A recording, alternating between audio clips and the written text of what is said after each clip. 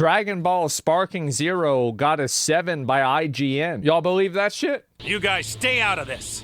If I'm the one these guys want, then that's what they're gonna get. As the first direct sequel to Dragon Ball Z Budokai Tenkaichi 3 since its PlayStation 2 debut, there's something charming about Dragon Ball Sparking Zero's old-school design and presentation. It's tougher than Vegeta's chest plate and imbalanced in ways that are both annoying and lore accurate. Menus are labyrinthian.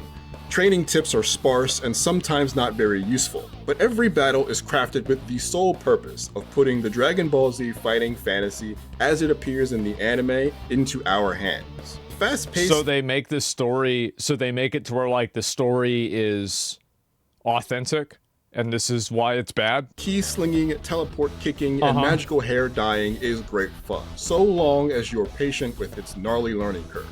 As a result, settling back into the pace and precision of this brawler feels just as much like a labor of love as the effort to resurrect the series in the first place. Oh no! Folks, should I maybe get the heck out of here? All right, let's see it. The dude's mad because he can't beat 8 Vegeta? Wait, is that true? It's undeniable how great Sparking Zero's characters and environments look in still screenshots. Yeah, it looks amazing. Every character, no matter what era of Dragon Ball they're from, looks better than I remember. In motion, things get a bit more dicey, with some cutscene animations in particular being awkwardly stiff. But at least the sound hits the mark. If you want your little brat... Look, to be fair, the animation in the anime was a little stiff as well. Okay? So, like, I don't want to hear, like... Wasn't it stated that one of the reasons why Toriyama wanted to do Super Saiyan is so he wouldn't have to color the hair of the characters anymore in the manga? So, yeah, it's kind of stiff, like...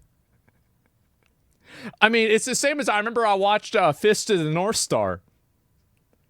Super stiff. But it's about the soul. Come on. Turn the animation. Kakarot, prove your Saiyan spirit. The raucous blast of key explosions and booming whooshes of Z fighters flying at high speeds are ripped straight off the screens of old TV episodes. Yeah. Most of the iconic voices of the various series are recreated pitch perfectly by their original voice actors too. Which is an important detail to get right. Wait. How is this not a fucking 10? Like, farewell, Bulma, Trunks, and even you, Kakarot. Another win for my inner child was the truly immense roster. 180 plus fighters. Dude, when this happened, oh my god. It was so cool. It was so fucking cool, man. From every nook and cranny of the series are playable. Did you guys ever do that with your friends? Are repeated in some fashion. There are 19 versions of Goku, for example. Yeah. But they all aren't simply reskins. They can have different special techniques and transformation trees. Meaning base level Goku from the Saiyan invasion days has a different set of moves and a much lower upside than Buu Saga or Super Era Goku. Sure. Who can transform into various Technicolor versions of Super Saiyan. These abilities can't be changed, but I could modify each warrior with ability items that boost things like attack power and health, though I barely noticed any benefit at all when doing so. Yeah, I would expect that. The controls are universal for all characters, but some on the roster interact with the standard system slightly differently than others, which is an appreciated layer of nuance. Android characters can't actively regain ki in order to launch blast attacks, while gigantic characters like Janemba can't be grabbed. Wait, you can play against this character? Can you play as this character? No, fuck, that's insane. That's what the fuck? That's awesome. Oh my god. Grabbed.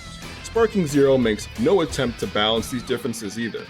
I hear a lot of that about this character. People were not happy about Grade 8 Vegeta. Time I was forced to fight a character that was canonically stronger than mine in the manga or anime, they were just as oppressive in-game as I'd expect. I didn't always like it, but I respect the commitment. Let me see what you got. Yeah. Unfortunately, the bar to execute the various techniques of its diverse cast is very high and extremely frustrating. Inputs are simple overall, but early on, I often felt lost when combat picked up the pace. Part of that is admittedly on me. The last entry of the series I played with fervor, but that was right after Barack Obama was elected. The fast pace of Sparking Zero compared to Tenkaichi 3, mixed with the lax tutorial system, threw my 17 years older reaction speed out of the ring with ease. I bet you can probably just pattern play with this and beat most of the campaign. Like, you can do that with, like, any campaign in these games. Yeah, it's not that hard. Exactly, you could cheese, yeah. You're fighting a robot. What does Obama got to do with this? It was a long time ago. I mean, for me, like, I'm even farther back than he is. Like, we had Budokai too. Actually, I don't know whether it was... I'd have to go downstairs and check. Like, but we had one of these on the GameCube. I spent a lot of time traveling back and forth between regular fights and the training mode to check and double check my understanding of when and how to use these techniques, as well as in the settings to adjust my button schemes and accessibility toggles. Yeah, sure. But really the only effective teacher was 25 brutal hours of getting kicked around. Yeah, of Also, course. compared to modern day fighting games, Sparking Zero's training options are rudimentary at best. There's no expectation to lay out frame data and hitboxes in a less competitively focused game like this, but targeted drills or a more nuanced customization of CPU behaviors would go a long way to help beginners and returning players fly up to the high skill floor. I could see how maybe that could be true, but in general, I think that, like, a big problem that fighting games have, and this is like a huge issue, is that fighting games, this is my opinion, fighting games have a huge problem because of how inaccessible they are to average players. And it's that the skill cap in these games is so high, and because the skill cap is so high, a lot of people, including myself, are intimidated. And, like, I watch Street Fighter 6. I like watching the game, but I don't want to play the game. Does that make sense, right? And so that's why modern fighting games have modern controls. Exactly, right? And so I think this is something that, like, obviously they're trying to overcome by, like, not really focusing entirely on balance and, like, making everything, like, razor close in terms of, like, its effectiveness. I think that's the goal. That's why they have skill-based matchmaking. Yeah, but, like, the problem is that I think that the level of skill that, like basically back in the day that it used to be like this much, and, like, now it's this much. So, like, people nowadays are just as bad as they used to be, but people nowadays also are better than they ever have been. Like Street Fighter 6, As you I do love damage it. and gain energy, a meter will charge that grants a skill point every time it fills. There's a handful of ways to spend these points, the most common being on unique skills each brawler has, like this and this one. But points also need to be spent carefully on transformations and the new revenge counter system, which works a lot like combo breakers from Killer Instinct. Okay. The timing on your defensive options is razor thin and can be a real bear to learn. Sure. But these can be life-saving. Unlike Ki, which is also used for a variety of offensive and defensive maneuvers, the resource management decisions you have to make on a moment-to-moment basis really add a welcome bit of strategy to an otherwise frantic fight. Yeah, that's good. There is definitely an old-school approach to a lot of the progression systems and menus of Sparking Zero. You can grind achievements which get you rewards like characters, costumes, and in-game currency at a healthy rate. Sure. There are microtransactions like a $35 season pass covering 3 packs of characters and 2 $15 music packs, but I didn't see any option to buy them without leaving the game and going to the storefront directly. A rarity in 2024. Similarly, so many of the menus are a hassle to navigate. For example, you can customize characters' abilities and costumes to be used in all modes, but those modes don't have paths to the customized screen within them, so you have to exit one completely and go the long way to make adjustments. this was I think that's a fair complaint, and I think that menus should be good and more coherent. Yeah, I think that part's fair. Who cares? Well, I think it's fair to say that. I mean, like, it doesn't mean the game is bad because of that, but it's fair to say it. barely acceptable in 2005, and we certainly don't have to live like this in 2024. I always thought Trunks was so cool having a sword. The flagship single-player mode is called Episode Battles, which is a truncated retelling of the biggest Dragon Ball stories from various characters' perspectives. So if this is lore accurate, when you're fighting Cell at the beginning, is he just like so ridiculously fucking OP that you can't beat him? There's what ifs? Yeah. No. Just about every Dragon Ball yes. game has done half this and in half, some okay. form or fashion, but this rather exhaustive version does a good job at keeping the time between battles short and prioritizing the important moments versus making you play every single skirmish as Tenkaichi 3 did. The standout feature this time around, though, is that certain events can actually be cleverly changed for sometimes dramatic new outcomes. Okay. That could involve making a choice during a cutscene or ending a battle in a specific way that then changes the course of the story, Sure. sometimes dramatically.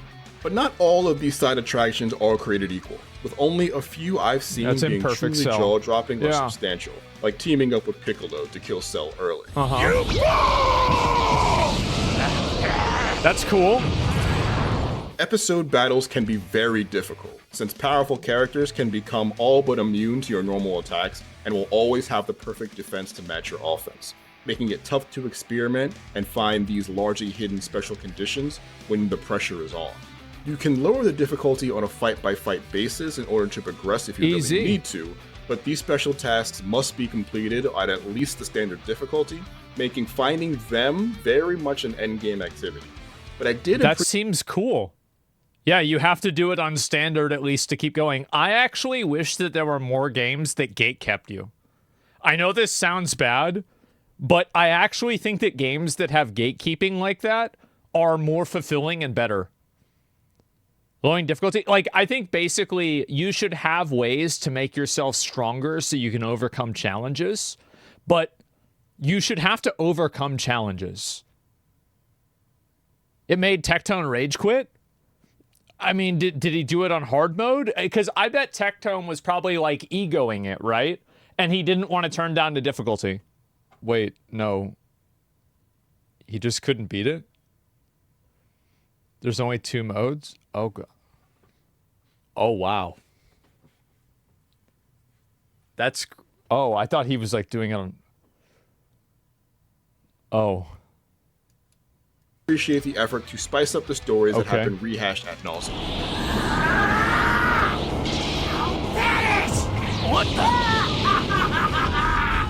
There are also custom battles, which exist somewhere between Mario Maker and the Universe mode in a WWE game, using a toolbox full of special modifiers that limit what characters can and can't do in a given scenario, as well as some triggers that help See, program- this is so good. And this is good for people like this game, like what it looks like to me is that this game was made for fans of Dragon Ball Z. Like, if you grew up trying to draw Goku's hair in middle school or high school, this game was for you. You know? Like, I'm the target. Exactly, right? And so it's like, when you have a game like this, I think in a lot of ways, it's kind of like Space Marine 2, where, like, I think Space Marine 2 is an 8 out of 10 game that will evolve into a 9 out of 10 game. And if you're a Warhammer fan, a huge Warhammer fan, it's a 10 out of 10 game at the baseline. But if you're not, it's an 8 out of 10. And I think that a lot of times you need to have people that are huge fans of these games that are reviewing them. Because, like, for example, I'm not a Civilization fan. I'm not. Like, I could just never get into it. I always thought Age of Empires was way cooler. I thought Command & Conquer was way cooler. I like the real-time strategy. So if you had me review Civilization, I probably would say it wasn't very fun. I wouldn't like it. You need to have, bro, You need to have, like, if you want a Sparking Zero review for the people that need the review, you need to go down to Brazil, find the first 35-year-old man that you see, and just have him do the review of the game. That's it. That's all you need to do. Go to Mexico, find a first 30. That's it. Just have him review the game, and you're gonna have the real, authentic viewpoint. And particular outcomes after conditions are met. These battles can potentially resemble more of a puzzle than just mashing digital action figures together in dream situations. There's a shoddy system for putting together dialogue so that some sort of narrative can be added to them. Yeah, this is awesome. The best it can do is loosely set up make-believe stakes. I had no plans to write my own entire Dragon Ball arc, but I'm not sure the tool's up to the task even if I wanted to. Yeah. There are quite a few custom battles made by developer Spike Chunsoft baked in, and they don't really stretch the imagination that much. A few of them present interesting scenarios and specific parameters for victory, like seeing Kid Goku spar with Master Roshi, who can only be beaten by the Kamehameha. Oh. But I haven't come across an aha creation that really shows me the potential of this mode. Sparking Zero at least seems to break the Tenkaichi curse of truly abysmal online multiplayer by supplying some solid network play. When wired up, I found minimal latency and lag issues on livelier servers, or at least not enough to blame it for me dropping a combo or missing a parry. There is a local split screen. I feel like tech recently for fighting games has gotten really, really good online. I do. I feel like the tech is way better. An option for people who want to duke it out in person, but it's disappointingly limited to just one stage, the white void of the hyperbolic time chamber. Even still, playing Sparking Zero with real people that you can hit with a dramatic one-liner or a guttural power-up scream is still the best way to do it by far. Rollback? Yeah. The Street Fighter 6? Well, I feel like it's not just that. Like, even Valorant's really good. Like, just in general, online play is better. Is a final flash from the past, sometimes to a fault, as demonstrated by its archaic menus and remedial training tools. Its episode battles have the kind of reaction-heavy difficulty that doesn't really exist in most games these days, more than once crossing the line between challenging and frustrating. But the feeling of traveling back to a simpler time when games didn't have to be balanced or competitive to be fun is a good one. Especially when that action stays so true to that of the show it's recreating. Because also, like, did you guys ever do this back in the day in like let's say you were playing like Smash, like we had this where it was like, so our big game was like Soul Calibur. That was the game that I had. That's the game we played. And I remember if I would play against someone who was bad, I wasn't allowed to play Nightmare or Astaroth in Soul Calibur, and I would have to play a different character. Or like anytime that I would play Smash and I was playing against somebody who was bad, I wouldn't be allowed to play like Roy, Marth, or Link, right? Nobody with a sword. I hated Valdo. Yeah, he crawls up on you. Yeah, exactly, right? And Roy, bro, I played Roy a lot until I saw how good Marth was, and then I moved over to Marth. Yeah, Marth is best, exactly, right? And so, like, did you guys ever have this happen where it was like, because like in Smash, in Melee, right? There's like a perfect imbalance of Melee, right? Where it's just like, you know what I said before about like onion layers of games? It's like Melee becomes a better competitive game over time. Like, I think that's like one of the best examples of it, right? But like some characters, especially for like new players and like when the game was new, like it was just Donkey Kong generally just wasn't very good against like Marth, for example, right? And so did you guys ever do that? Where like you were only able to play certain characters against certain people because they were worse? I feel like everybody probably did this, right? Yeah. Exactly. Yep.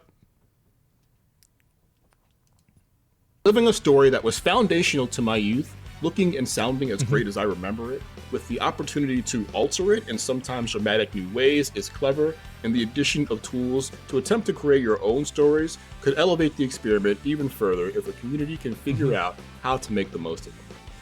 For more, check out our reviews of Metaphor ReFantazio and The Legend of Zelda Echoes of Wisdom. And for everything else, stick with IGN. You That's what I was thinking.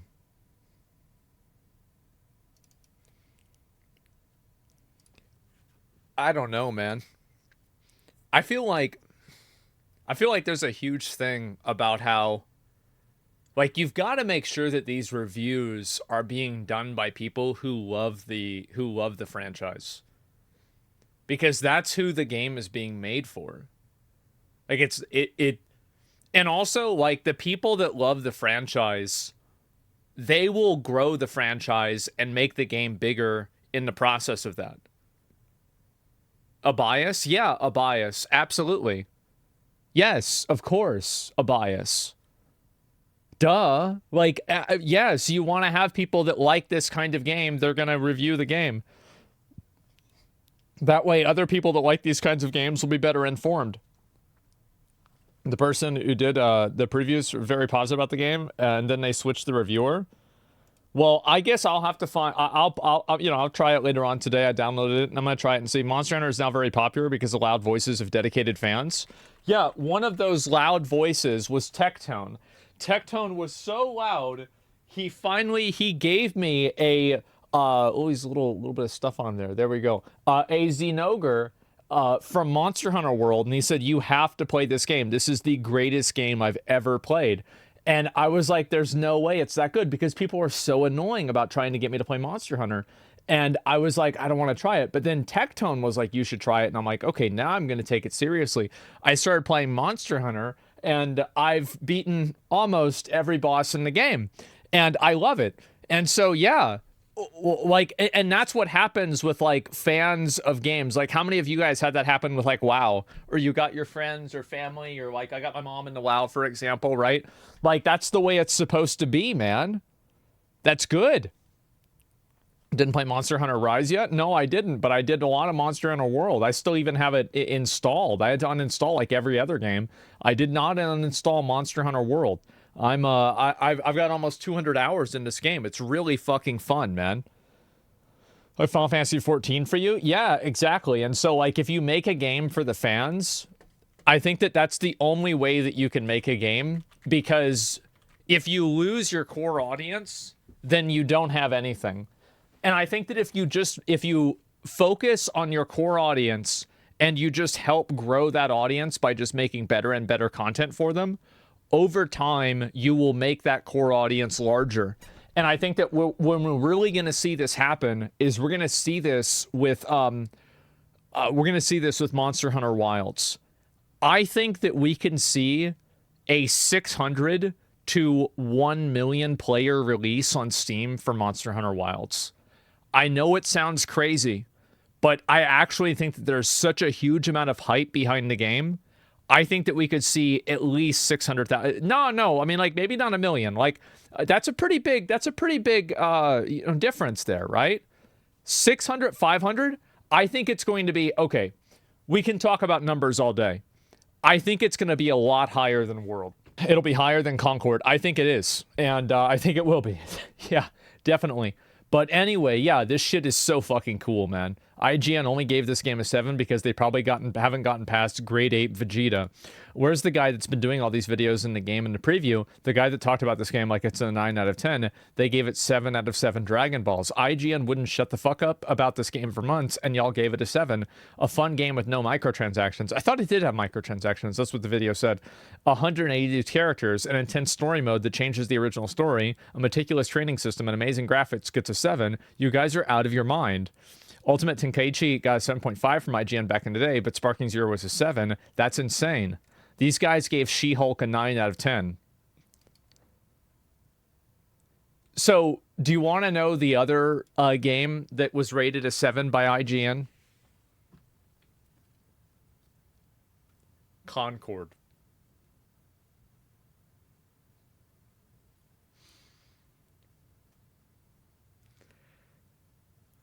Oh, man. How about that?